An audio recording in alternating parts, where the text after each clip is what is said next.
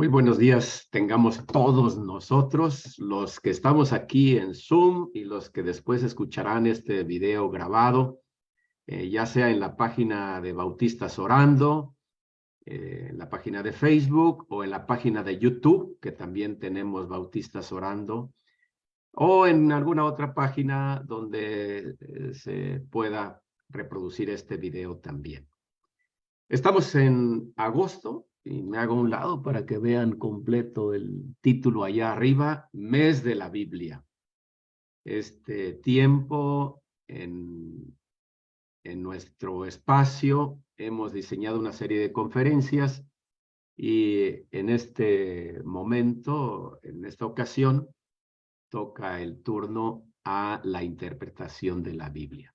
Voy a permitirme compartir pantalla para que podamos tener esta presentación también que sea de una manera más, más vívida. Muy bien, ahí estamos. Nos vamos a ir rápido al inicio para hacer un repaso de lo que vimos en la conferencia número 1. Muy bien, tenemos estos 7 puntos: la introducción, las consideraciones generales, las reglas básicas. Ahí es donde hoy vamos a entrar. En los recursos literarios quedará para la próxima y última de las conferencias. Los estilos literarios, las dificultades literarias y algunos ejercicios intercalados que van a ser de mucho provecho para poder tener pues un avance. Todos interpretamos de alguna manera la palabra de Dios. No es una pretensión decir que a partir de ahora estaremos interpretando. No, lo hemos hecho siempre. Y no solamente la palabra de Dios, interpretamos muchas cosas en nuestra vida diaria. Interpretamos y a veces interpretamos mal, a veces interpretamos bien. Bueno, es algo complicado a veces cuando decimos es que disculpen el malentendido o alguna cosa así. ¿Qué quiere decir eso? Pues no interpreté bien. Vimos la definición, la justificación, los antecedentes. Aquí vimos en la definición en hebreo lo que era interpretar. En Génesis 40 se traduce como el significado. Bueno, no se traduce, sino que eso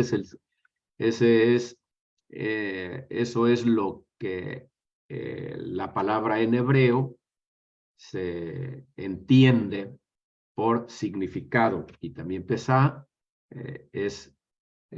se entiende como explicación, es una explicación. Entonces el hermeneuta ha de transmitir el significado y ha de explicar para que pueda ejercer más cabalmente su papel de hermeneuta.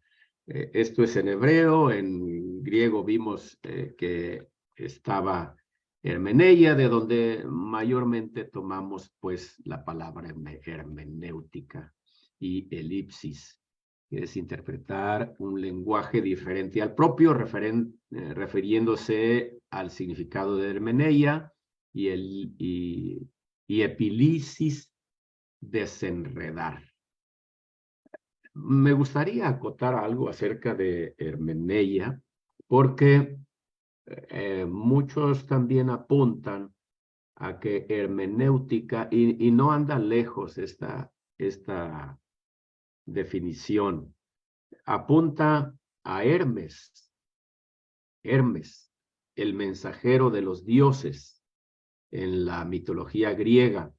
No nos ha de asustar el que una palabra tenga orígenes en la mitología, porque es el lenguaje normal, común de la gente, y lo usa para unas cosas, para unos temas, para otros. Y cuando nosotros escuchemos algo como, es que esto viene de la mitología griega, no es como para ya cerrar las puertas y decir, no, yo no quiero saber nada de eso. No, es que no nos interesa tanto la mitología, sino el significado de la palabra. Y en ese sentido, Hermes, fíjense que su figura, digo, mitológica, aterrizada en nosotros, en el hermeneuta, está muy precisa en el sentido de que Hermes recibía el mensaje de los dioses y lo transmitía a los humanos. Era el mensajero de los dioses. Nosotros no queremos decir, nosotros somos Hermes, no, pero sí cumplimos la función de transmitir el mensaje de Dios que está en su palabra a los oyentes. Espero que haya sido ahora sí bien explicado para que me hermeneticen bien, para que me interpreten bien. Bueno, también entonces vimos lo de la Septuaginta, que allá aparece la palabra hermenéutica en el libro apócrifo de Eclesiástico 47:17. También vimos en el latín no le pusimos ahí mucha atención a esto, pero es muy interesante porque del latín hermenéutica significa un intermediario en un negocio de compraventa, porque es entre la compra, entre la venta. Eso es el significado que nos proviene del latín. Y claro que la persona que estaba de intermediaria mayormente tenía que ver con interpretar las palabras del otro, o decir, del vendedor al comprador y del comprador al vendedor, porque muchas veces no tenían el mismo lenguaje. Ese era el papel principal el intermediario en un negocio de compraventa. ¿Qué era? Era un intérprete. Aun cuando el lenguaje pudiera ser el mismo, el comprador podía no entender algunos términos de esa compraventa, entonces el intérprete decía, mira, se trata de esto y de esto y de esto.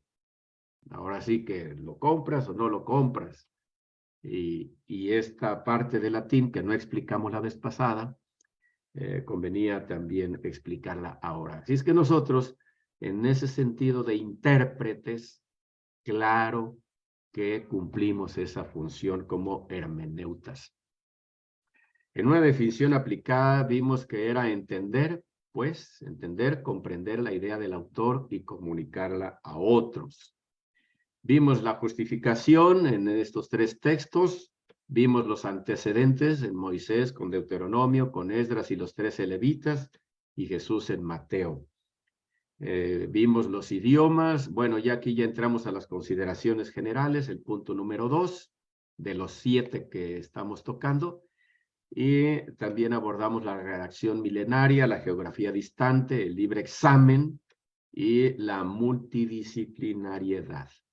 Y así terminamos entrando ya a la parte así introductoria a esta sesión que sería la actitud. Y en la actitud elegí un solo símbolo, nuestro símbolo. Pero aquí tenemos todo lo que tiene que ver con las reglas básicas, que son 10 y que vamos a ir a ver viéndolas más adelante. ¿Cuál es la actitud? Este es nuestro logotipo. Y me parece que el logotipo representa muy bien la actitud que ha de tener el hermeneuta.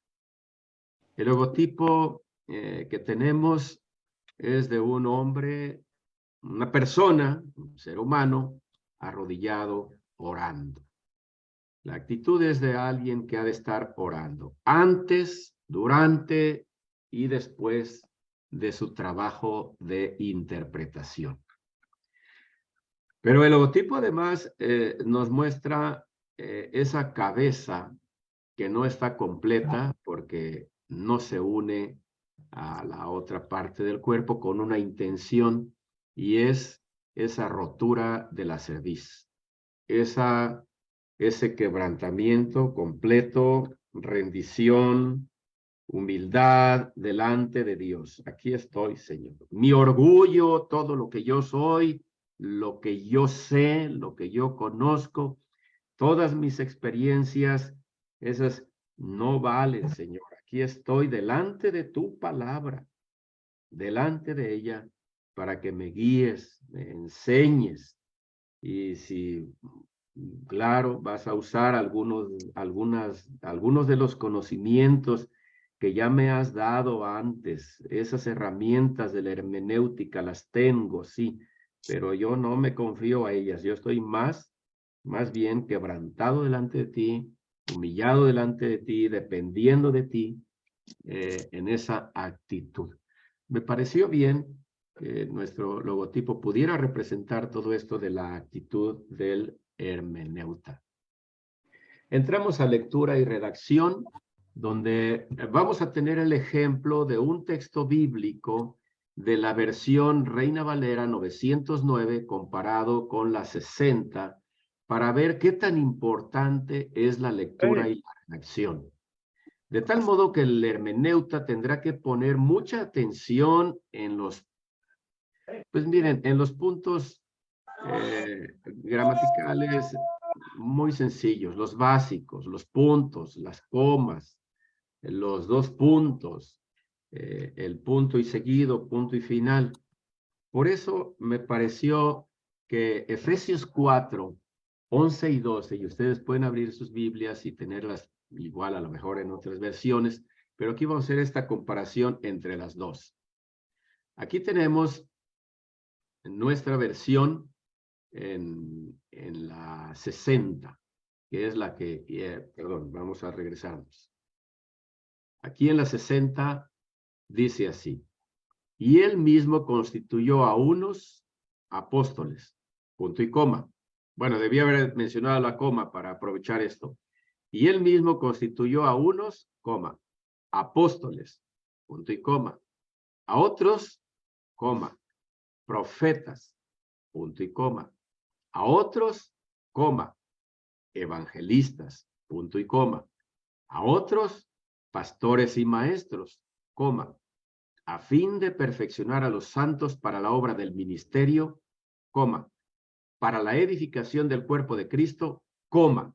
Quiere decir que el versículo 13 todavía va a continuar con esta idea, mayormente del último punto y coma. Ahí es importante esto. Bueno, ahorita lo vamos a explicar más. Vamos a compararlo con la versión 909.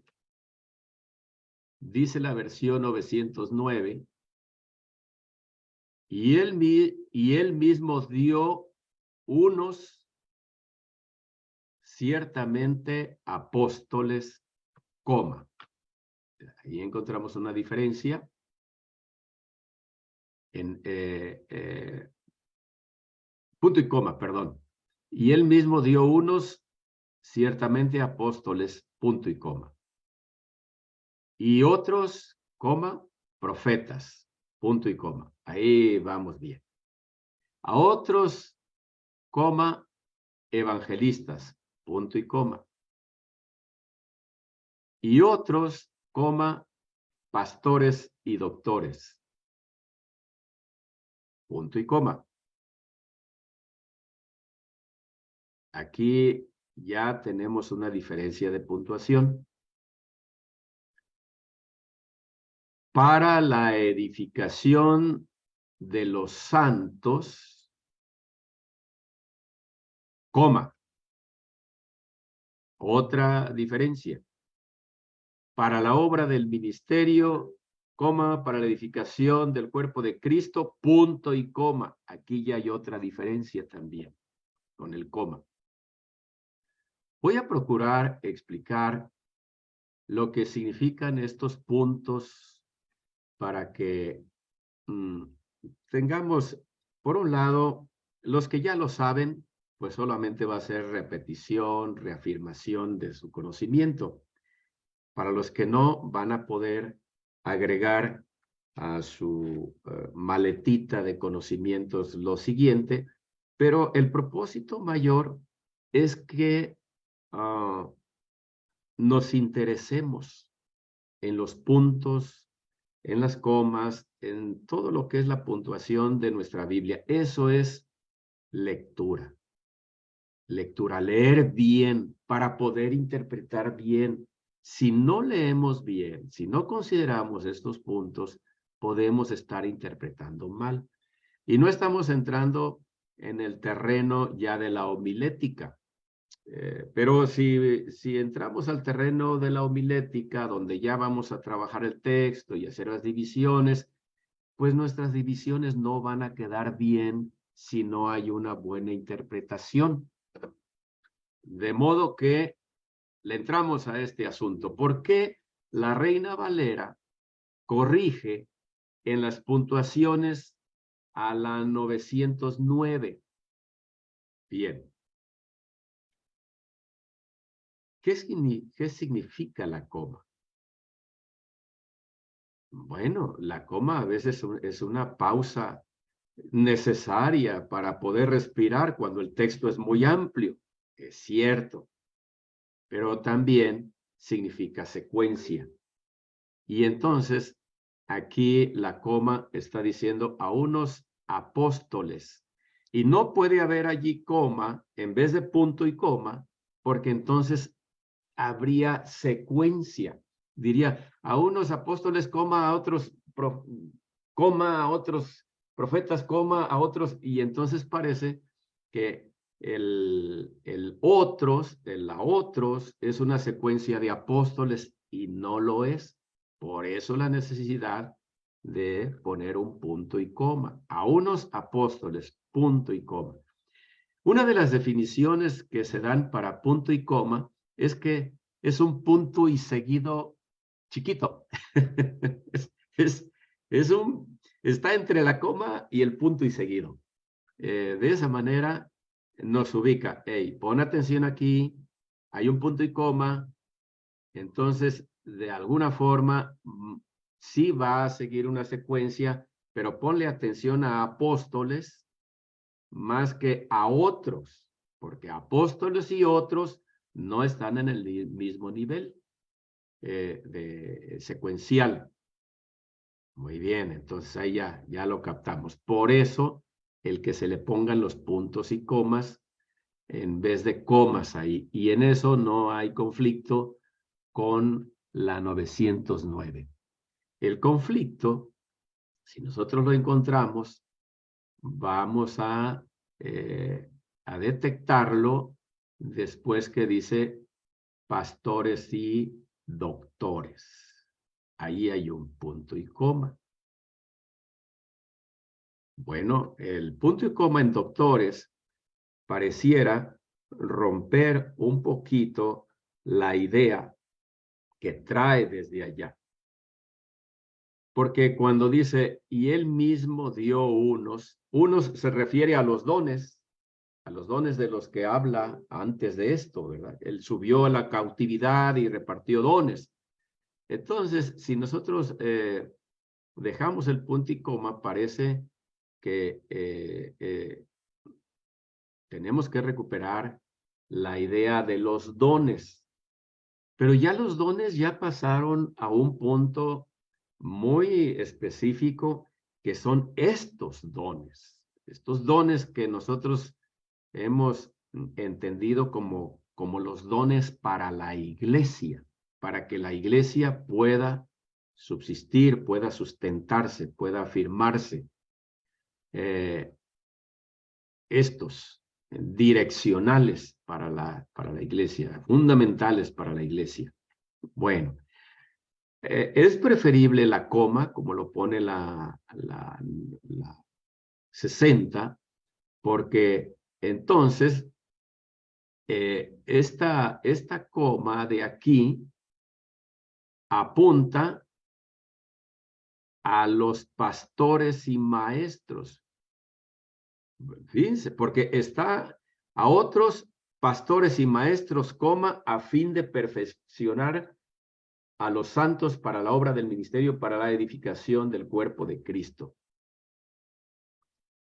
Si pusiéramos el punto y coma, estaríamos involucrando a los apóstoles, a los profetas, a los evangelistas que sí tienen, o sí tenían, ¿verdad? Cuando existieron los profetas, sí tenían una injerencia, una influencia en el asunto del perfeccionamiento de los santos. Sí, pero no tan vívida y directa, relacional, cotidiana, como los pastores y los maestros. Esto es importante, por algo está poniéndose aquí este cambio de punto y coma por la coma. Así es que nosotros podemos leer a otros pastores y maestros a fin de perfeccionar a los santos para la obra del ministerio, para la edificación del cuerpo de Cristo. Muy bien, ¿quiénes son los que van directamente a perfeccionar a los santos para la obra del ministerio? Los pastores y maestros. Así de sencillo. Los apóstoles no. Ellos tienen que andar de un lado para otro y no se van a estacionar en un lugar para dedicarse a perfeccionar a los santos para la obra del ministerio. Y los profetas, pues ya saben ustedes también, hablando de los profetas de aquel tiempo, pues no, ellos no eran responsables, ellos simplemente recibían el mensaje que Dios les daba y lo expresaban, lo comunicaban, pero no tenían ese contacto cotidiano con la congregación, y los evangelistas también lo sabemos. Nosotros hacemos una campaña de evangelismo, invitamos a un evangelista más o menos que consideramos que es muy fuerte en esa área, sí, y se va. Entonces, ¿quiénes se quedan para la tarea del perfeccionamiento de los santos? Los pastores y los maestros. Nótese qué importante es esta puntuación para ir captando entonces el mensaje. Ahora, volteamos a ver a la 909 en este error de puntuación, cuando dice, primero el punto y coma, bueno, ya lo explicamos, pero más adelante hay otra. Para la perfección de los santos. Bien. Para la obra del ministerio, y hay coma, ¿verdad? Para la obra del ministerio, coma, para la edificación del cuerpo de Cristo. Si nosotros nos vamos con esta puntuación, hemos de interpretar lo siguiente: que Dios constituyó a los apóstoles, a los profetas, a los evangelistas y a los pastores, doctores, para tres cosas. A ellos Dios los dio para tres cosas. 1, para la perfección de los santos. 2, para la obra del ministerio. Y 3, para la edificación del cuerpo de Cristo. Y esta interpretación correcta de la 909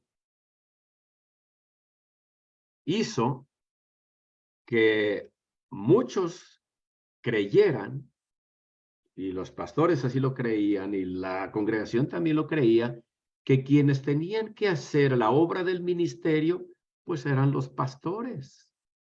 Ellos son los encargados de la obra del ministerio, porque para eso los puso Dios.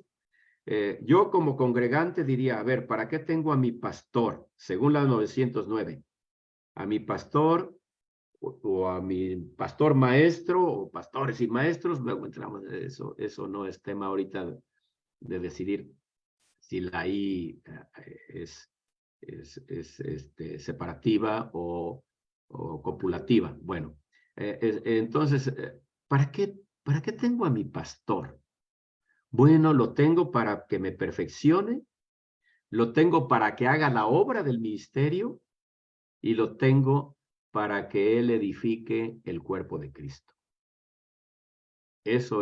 Para eso lo tengo según la puntuación de la 909. Si yo me paso a la puntuación de la Reina Valera 60, me preguntaría, ¿para qué tengo a mi pastor maestro o a mis pastores y a mis maestros? ¿Para qué? ¿Para qué tengo a mi pastor? Ah, lo tengo para que me perfeccione para la obra del ministerio. ¿Verdad? Ese es el sentido. Mi pastor me va a perfeccionar para la obra del ministerio. Es decir, yo tengo que participar en la obra del ministerio. ¿Para qué tengo a mi pastor? Bueno, lo tengo para la edificación del cuerpo de Cristo.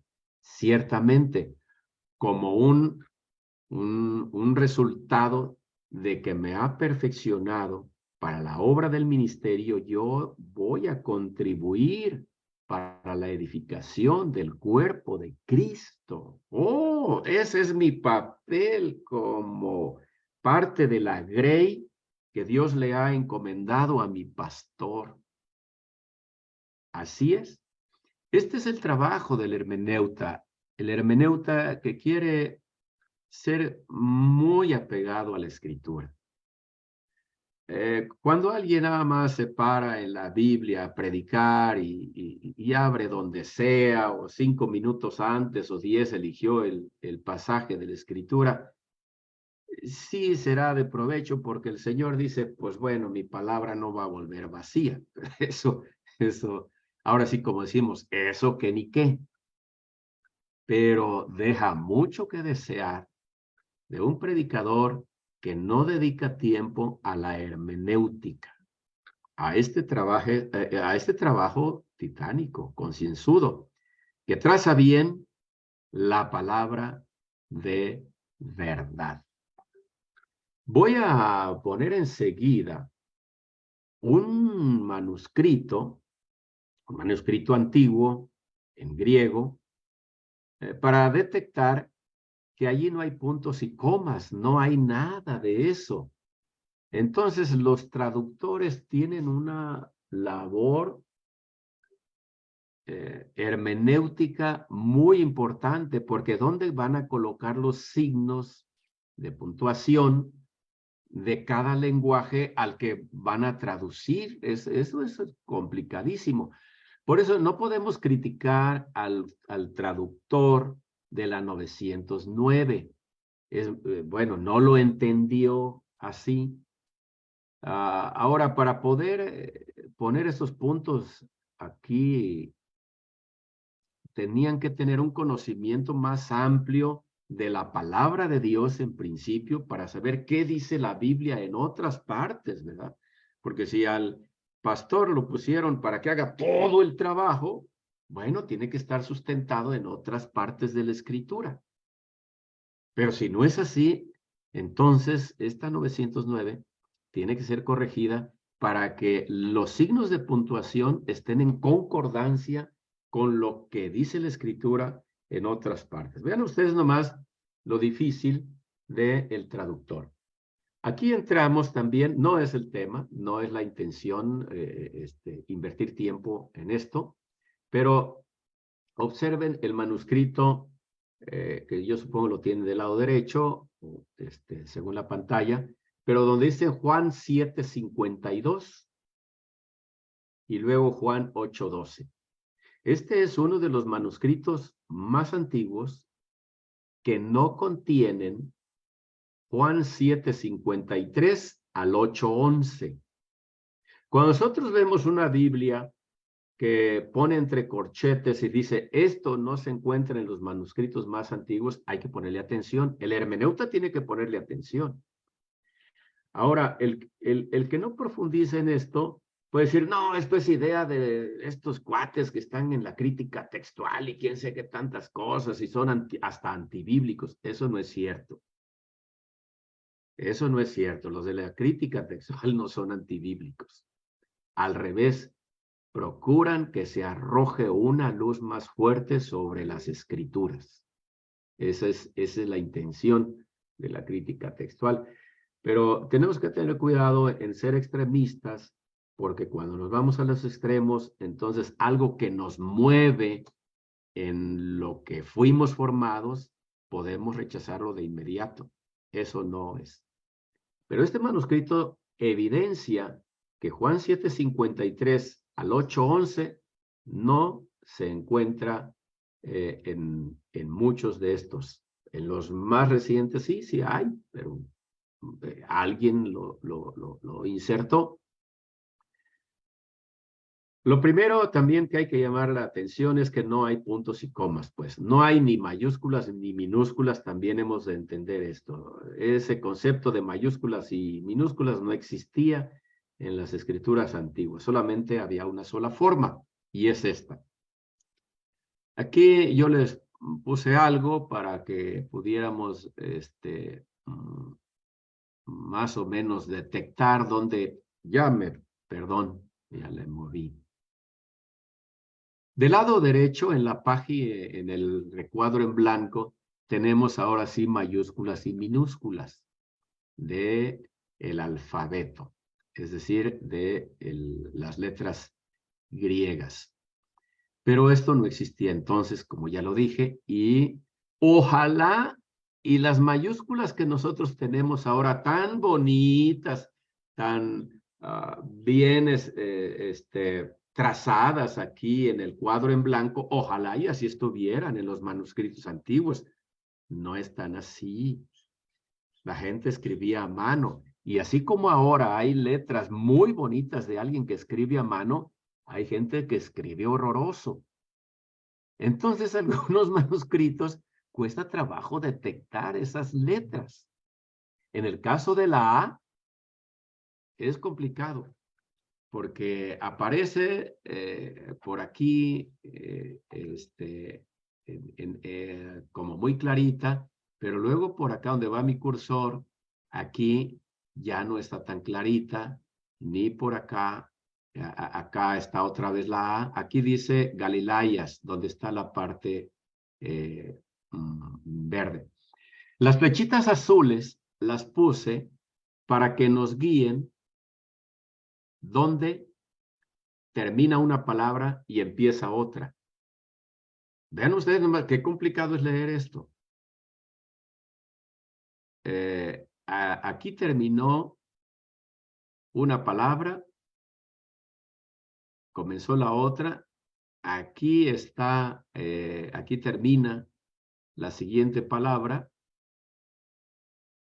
aquí termina la siguiente, aquí termina la siguiente y aquí termina la otra. Aquí donde está esta flechita, dice Galilayas, que es lo que nosotros tenemos traducido como Galileo. Miren, nuestro español está plagado de palabras en griego.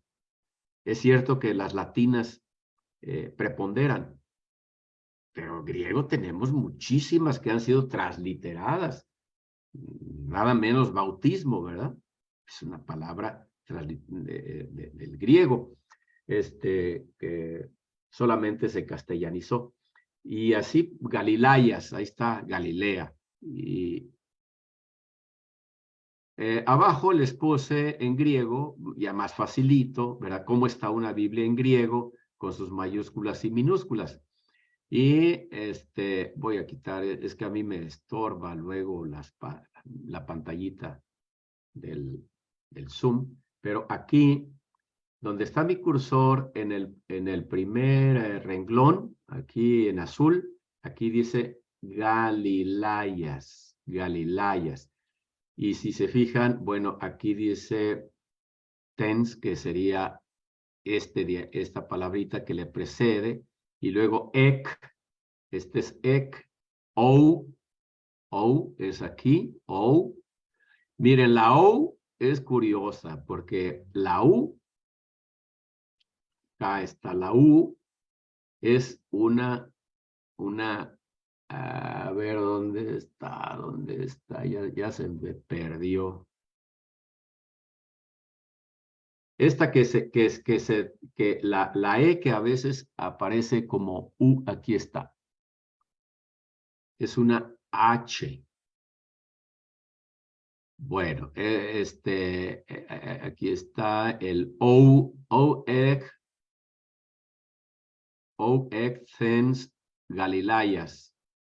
Y termina este texto aquí. Aquí donde acá lo tengo. Ahora, también hay que aclarar que Cuando nosotros leemos un texto en griego, no están las palabras exactamente acomodadas como las tenemos en español, porque la gramática griega de repente tiene sus cambios. Es como nosotros cuando leemos en inglés, blue point. ¿Qué es eso? Ah, punto azul. ¿Pero por qué point está después de blue? Pues porque así es en inglés. Entonces, si nosotros lo ponemos sería azul, punto. No, pues tenemos que cambiarlo para que tenga sentido en español. Eso también sucede en los idiomas como es en este caso el griego. Entonces aquí termina el 17 y aquí empieza el 8:12. ¿Se fija? Aquí está. Aquí termina el 17, perdón, aquí termina el 17 con Niseitai, algo así, al medio alcanzo a leer ahí, y aquí está. Y después de esta sigue Palín. Aquí está, Palín, que es ya el 8:12. Esto para explicar el porqué de, ya me salgo de esto porque no quería detenerme tanto ahí, pero sí para explicar por qué ya la versión 2015, que por cierto editó Mundo Hispano, no contiene, o lo pone entre corchetes, más bien, pone entre corchetes este texto entre el 7:53 y el 8:11. Aquí hay una razón de peso que quise ponérselos y que el hermeneuta, podríamos decir, el hermeneuta común, quizá no tenga acceso a este tipo de investigaciones. Bueno, el que nada más sabe español, tiene de todos modos un gran desafío que es ponerle atención a los puntos y comas de lo que hay allí en nuestro idioma. Leer bien, leer con cuidado. Y así pues, pasamos ya a lo que es el contexto y vamos a explicar por qué pongo estos 4 contextos. Normalmente, bueno, otros autores o algunos autores pondrán 2 o 3. Yo prefiero poner 4. 4 en relación a la escritura.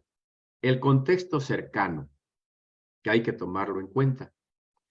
Si nosotros regresamos a Efesios 4, 11 y 12 y queremos entender mayormente lo que dice este pasaje, el contexto cercano sería el capítulo. Leer todo el capítulo. Los que están tomando notas pueden ahí escribir cercano igual a capítulo. Mediano. El contexto mediano. Si mi problema no se resuelve en el contexto cercano, entonces he de leer todo el libro. Entonces el mediano sería todo el libro. Si en todo el libro no se resuelve mi problema de interpretación, he de ir al contexto lejano. ¿Cuál es el contexto lejano? El testamento. Tendría yo que ver a la luz del testamento qué estoy leyendo, antiguo o nuevo.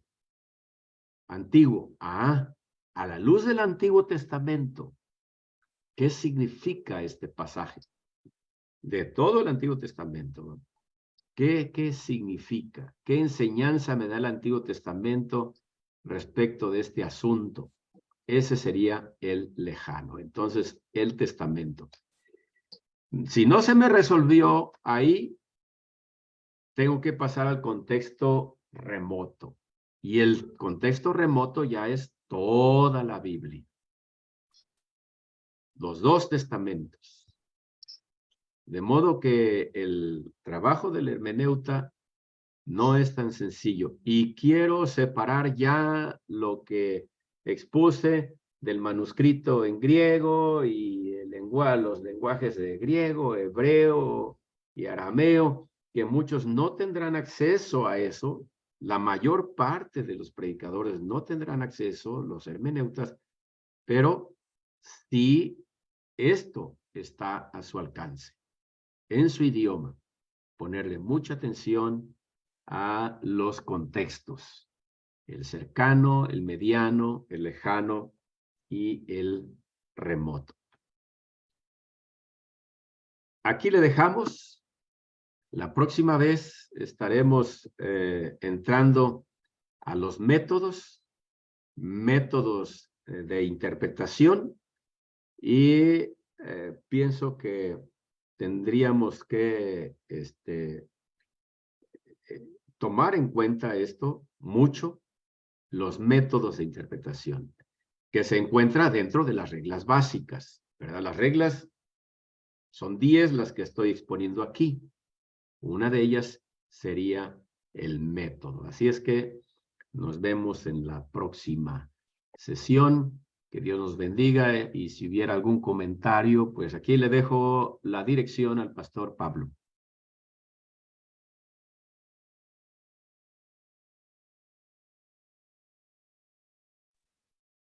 Gracias, nos despedimos de Facebook. Muchas gracias por su presencia y su atención. Entonces, Pastor Esaú, viendo lo de